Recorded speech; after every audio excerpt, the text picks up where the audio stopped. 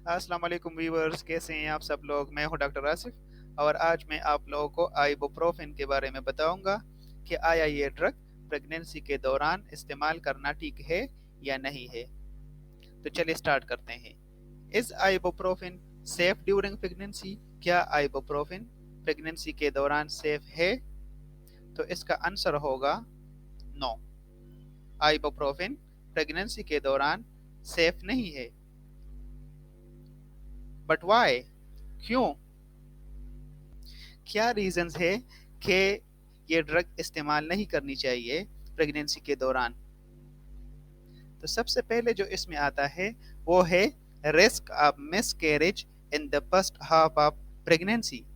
जो first half of pregnancy है, जो टाइम है, तो इसमें इस ड्रग के इस्तेमाल की वजह से मिसकैरेज हो सकती है। अब मिसकैरेज क्या होता है? तो मिसकैरेज इसको अर्ली प्रेगनेंसी लॉस भी कहा जाता है। और ये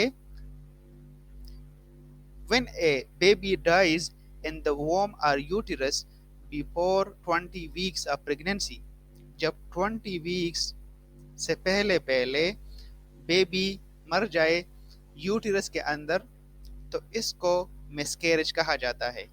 और ये जो मिसकैरेज है, तो ये आइबुप्रोफेन के इस्तेमाल की वजह से भी हो सकती है। तो इस वजह से आइबुप्रोफेन अवॉइड करना चाहिए प्रेगनेंसी के दौरान। सेकंड जो इसका रीजन है वो है FDA is warning that use of non-steroidal anti-inflammatory drugs like NSAIDs, ibuprofen around 20 weeks of gestation or later in pregnancy may cause fetal renal dysfunction, leading to oligohydramnios and in some cases neonatal renal impairment. अब ये क्या है? तो जो food and drug authority है, तो इस इदारे ने वार्निंग दी हुई है कि जो non steroidal anti inflammatory drugs का जो क्लास है, जो दर्द के लिए इस्तेमाल होती है, जो बुखार को ख़त्म करने के लिए इस्तेमाल होती है, और जो इन्फ्लेमेशन को ख़त्म करने के लिए जो ड्रग्स इस्तेमाल होती है, तो वो जो क्लास है जिसमें आइबुप्रोफेन भी, ये ड्रग भी आता है। तो ये जो 20 वीक्स ऑफ प्रेगनेंसी है पहले या इसके बाद, तो इस टाइम में अगर ये ड्रग कोई प्रेग्नेंट वुमेन इस्तेमाल कर ले, तो इसकी वजह से जो बेबी है, जो फीटस है, तो उसके गुर्दे पे बहुत ज़्यादा बुरा असर पड़ता है। उसके गुर्दे ख़राब हो सकते हैं और उसकी वजह से ओलिगोहाइड्रमनियोस ये भी अकर हो सकता है। अब ओलिगोहाइड्रमनियोस ये क्या है?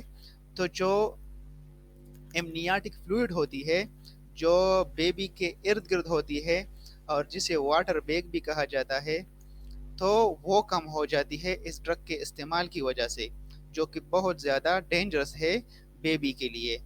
क्यों डेंजरस है?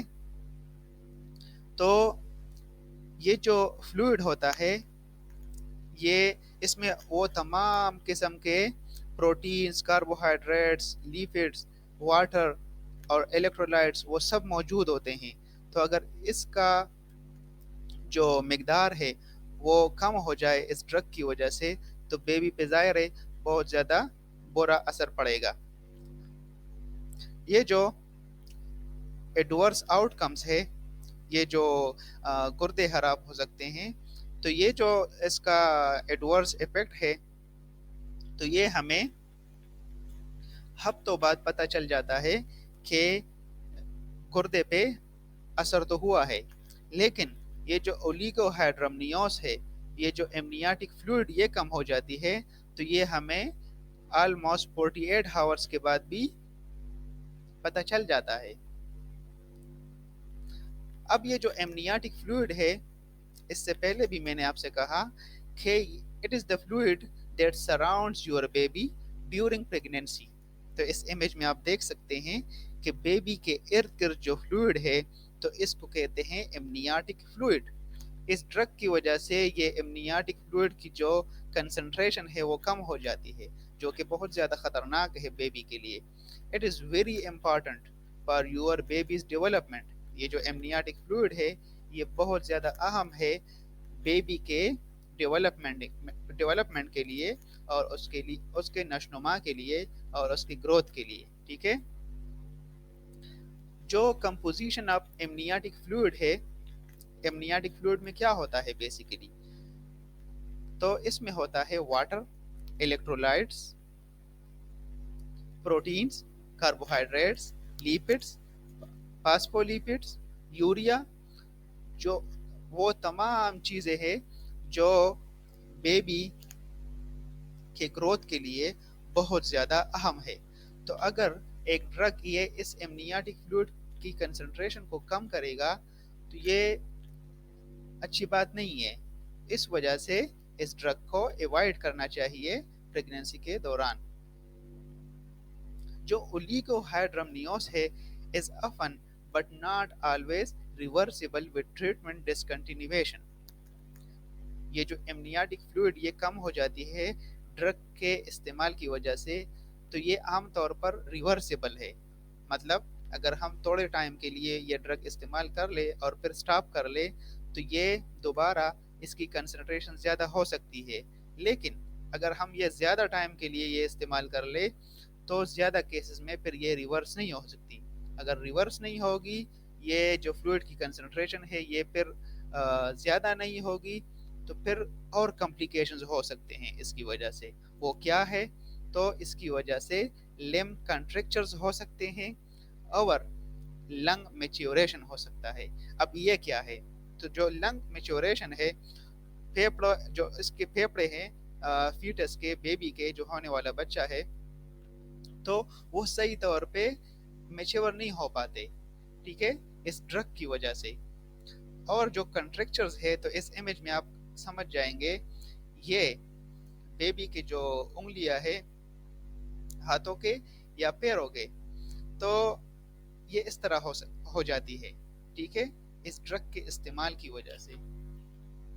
تو اس کو کہتے ہیں کنٹریکچرز. ٹھیک ہے. تو avoiding prescribing NSAIDs at 30 weeks and later in pregnancy because of the additional risk of premature closure of the fetal ductus arteriosus. یہ ایک اور اس کا رسک ہے اگر ہم تھرڈ ٹرائمیسٹر میں اس ڈرگ کو استعمال کر لے، جو آخری 3 مہینے ہے پریگنینسی کے. تو اگر یہ جو ڈرگ ہے یہ پریگننٹ وومن استعمال کر لے آخری 3 مہینوں میں تو ایک اور نقصان ہو سکتا ہے. اور وہ کیا ہے کہ جو ڈکٹس آرٹیریوسس ہے، جو کہ ایک شریان ہے فیٹل بچے کا، ٹھیک ہے، وہ بلاک ہو جاتی ہے اس ڈرگ کی وجہ سے.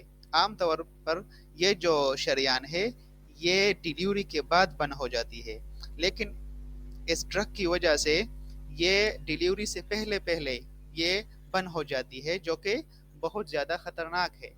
کیسے خطرناک ہے؟ تو جو ڈکٹس آرٹیریوسس ہے it is a normal blood vessel that connects two major arteries, the aorta and the pulmonary artery, that carry blood away from the heart.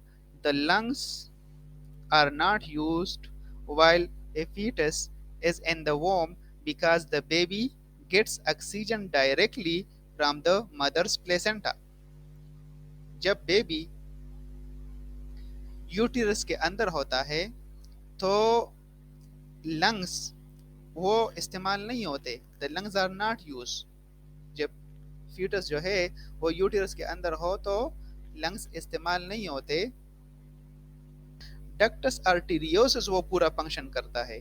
ٹھیک ہے، تو اگر یہ بلاک ہوگا تو ظاہری بات ہے فیٹس پہ بہت زیادہ برا اثر پڑے گا.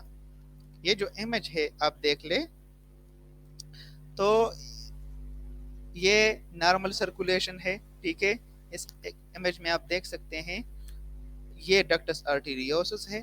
ٹھیک ہے، اور یہ وہ نارمل سرکولیشن. تو اگر یہ بلاک ہو جائے تو پلمونری ہائپر ٹینشن ہو سکتی ہے. ٹھیک ہے، اٹ مینس کہ ہائی بلڈ پریشر ہو سکتا ہے، اور جو فیٹس کے جو پھیپھڑے ہیں وہ اس سے بری طرح متاثر ہو سکتے ہیں. ٹھیک ہے، تو یہ تھی آج کی ویڈیو. تو اگر یہ آپ کو اچھی لگے تو میرے چینل کو سبسکرائب کر دے اور بیل کے آئیکن کو پریس کر لے تاکہ آپ کو میرے نئے آنے والے لیکچرز کی نوٹیفیکیشن مل سکے. اور اگر اس ٹاپک سے ریلیٹڈ کوئی کویسچن ہے آپ لوگوں کا تو آپ کمنٹ سیکشن میں مجھ سے پوچھ سکتے ہیں. ٹھیک ہے، اور اگر اس ٹاپک کو کوئی ڈیٹیل سے اسٹڈی کرنا چاہے تو میں اس ویڈیو کے ڈسکرپشن میں وہ لنکس دے دوں گا، تو آپ وہاں سے بھی ڈیٹیل سے اسٹڈی کر سکتے ہیں. شکریہ.